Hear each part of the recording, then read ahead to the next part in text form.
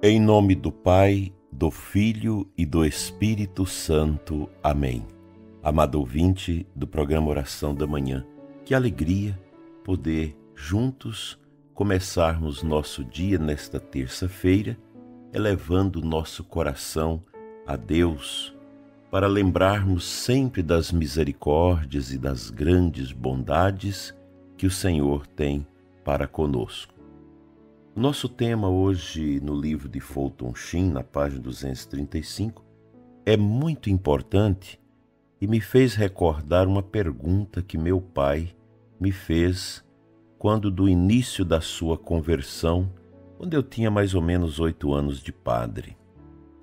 Meu pai me perguntou: meu filho, meus 2 casamentos foram válidos, pois os 2 padres que me casaram deixaram o ministério. E o Fulton Sheen responde para nós no livro: em nenhum caso a vida divina depende de quem administra o sacramento. Como autoridade da Igreja, os sacramentos são impessoais. Nem o pecado, nem a santidade do ministro alteram de forma alguma a graça que recebemos. Os intermediários humanos desempenham um papel secundário e não afetam a vida divina, mais do que o caráter do mensageiro afetaria a mensagem que ele traz. Os sacramentos santificam por si mesmos e não pelos homens, pois toda graça e perdão dentro do corpo místico de Cristo vem da cabeça desse corpo. O bispo e o sacerdote são meros instrumentos humanos de Cristo na administração dos sacramentos, sendo membros de seu corpo místico. Fornecem a voz, o gesto e dão visibilidade a Cristo. Mas a vida que é dada não é deles, mas de Jesus. Por isso, quando o sacerdote diz: eu batizo, é Cristo quem batiza. Quando diz: isto é meu corpo, é Cristo quem consagra. Quando ele diz: eu unjo, é Cristo quem unge. Quando o padre diz: eu te absolvo de teus pecados, o mundo pode perguntar: como pode um homem perdoar pecados? O homem não pode perdoar pecados. Só Deus pode perdoar pecados. O sacerdote é meramente o ministro visível de Cristo, que perdoa, pois aquilo que retiverdes, Cristo retém, e os pecados que ele perdoa, Cristo prometeu perdoar também no céu. O padre na pia batismal, na grade do confessionário, no altar, no leito do doente, o bispo no altar da comunhão e a imposição das mãos sobre os padres, são as naturezas humanas em que Cristo hoje habita a terra. As ações não são pessoalmente deles, como é a ação da natureza humana de Cristo, que pertence à pessoa que eles representam, o Filho de Deus vivo. Os sacramentos, portanto, realmente trazem a vida de Deus às nossas almas, independentemente dos méritos do ministro. Eles realmente transmitem vida divina independente de nossa conduta subjetiva em relação a eles. Assim, como não é a conduta de nossa mente em relação a um reservatório que faz com que tenha água nele, também não é nossa posição subjetiva perante os sacramentos que faz com que possuam a vida divina. Podemos ou não abrir a torneira, podemos ou não receber os sacramentos, mas o reservatório do Calvário continua transbordando se permitirmos que inunde nossas almas. Assim como nossas mentes clamam pela verdade e nossas vontades clamam pela autoridade, assim todo o nosso ser, como o servo, suspira pelas fontes da água viva. Portanto, prezado ouvinte, Está aqui uma belíssima resposta e foi a mesma que dei a meu pai. Até porque no casamento não é o padre que faz o casamento, mas são os nubentes que, sob o olhar da testemunha qualificada da igreja, celebram o casamento. Os noivos são os destinatários do sacramento do matrimônio, mas são também os ministros deste sacramento. Mas é interessante porque muitas vezes as pessoas perguntam para a gente: o padre que celebrava para nós, ele estava em pecado grave, tinha graves pecados, foram nulos os atos sacramentais, a missa, o batismo, as confissões? Não. Isso independe. Acho muito oportuna essa palavra de Foton Shin, e amanhã a gente vai continuar com as palavras dele sobre os sacramentos.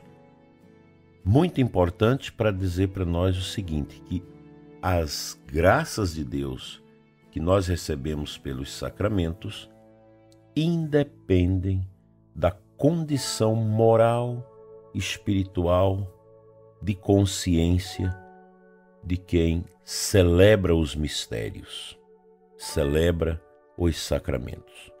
É claro que se um padre vai celebrar a missa colocando cachaça no lugar do vinho, ou suco de uva no lugar do vinho, ou um pão de padaria no lugar da hóstia, que é um pão ázimo, essa celebração fica nula porque não tem a matéria suficiente para acontecer o sacramento da Santa Missa. Como também num casamento. Se o noivo e a noiva fazem as promessas mentindo, tendo algo que contrasta estas promessas, o casamento é nulo. Por exemplo, uma pessoa que já foi casada na igreja, que não teve o seu casamento declarado nulo e que mentiu, conseguiu documentos falsos, está ali para casar, esse casamento é nulo. Ou um noivo ou a noiva que não foram batizados validamente e conseguiram documentos falsos, mentiram, o casamento fica nulo porque a matéria do consentimento está viciada. Também no batismo, se eu vou batizar e eu não vou usar água, mas uso um outro elemento, uma garapa de cana, por exemplo, ou mesmo uma outra substância que pareça água, se eu não tenho a água limpa, a água corrente para o batismo, a matéria invalida o sacramento. Mas quem preside, quem batiza, quem celebra, se usou a liturgia, a fórmula correta, a matéria exigida para o sacramento é válido, independente do pecado do ministro.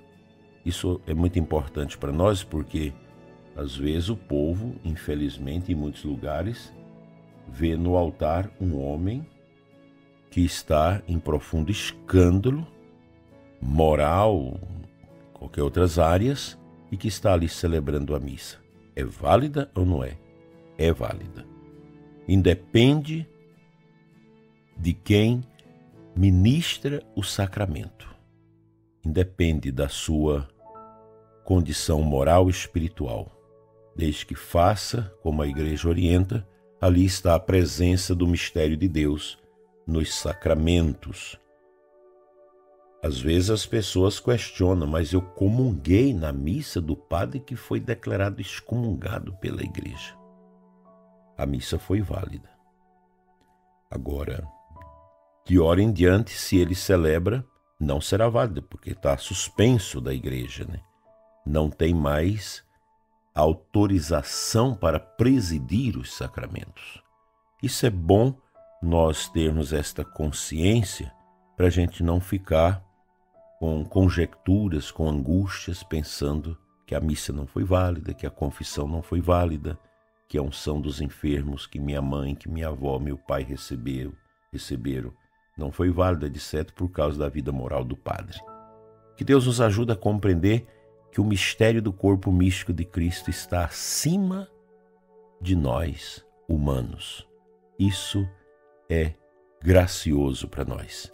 Que Deus nos ajude a amar a Santa Igreja e seus santos sacramentos e rezar pelos ministros para que cumpram diligentemente sua missão de modo probo e santo. Amém.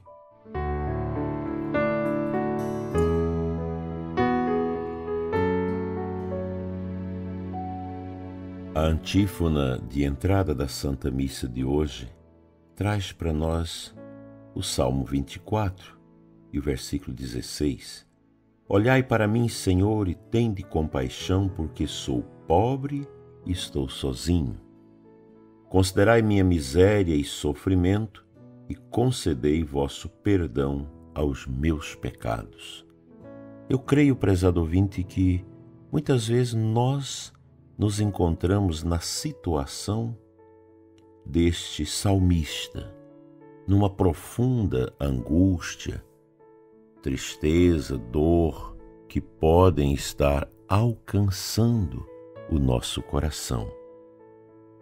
Aí entra a importância dos sacramentos, receber a unção dos enfermos durante a enfermidade grave, receber a Eucaristia quando nós estamos passando por tormentos e etc. O importante, meu prezado ouvinte, é que nosso Senhor não nos abandona. O salmista, na sua solidão, sozinho, ele encontra a força de Deus ao considerar que a sua miséria e o seu sofrimento são caminhos para a obtenção do perdão divino. O cristão ama em todo tempo. O sofrimento não nos divorcia de Deus, não nos separa de Deus, pelo contrário, nos une cada vez mais a Deus. Outro dia, atendendo uma pessoa em grande sofrimento, ela me dizia: Deus se afastou de mim. Eu falei: não é assim. Nosso Senhor, com a sua cruz, com a sua paixão, está contigo. Sinta-se amada, sinta-se socorrida pelo Senhor Jesus neste momento seu de dor, de angústia e de tristeza. Quando a gente pensa que estamos sós, que estamos a sós, sem Deus, Ele está muito mais próximo do que nós pensamos. Oferte a angústia da sua vida ao Senhor Jesus na cruz, pois o Jesus abandonado na cruz é a nossa companhia quando nós também nos sentimos nesta situação de abandono e de dor.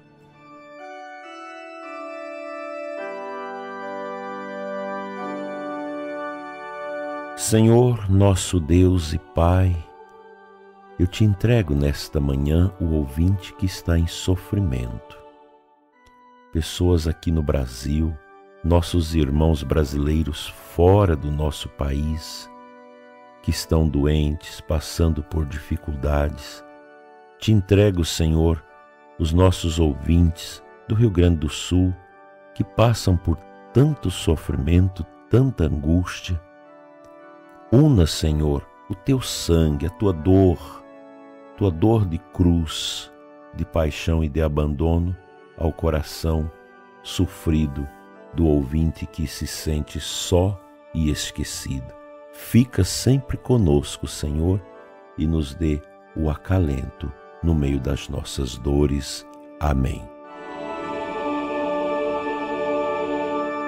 Pela intercessão dos santos anjos de guarda, venha sobre você e os seus a bênção de Deus Todo-Poderoso, Pai, Filho e Espírito Santo. Amém.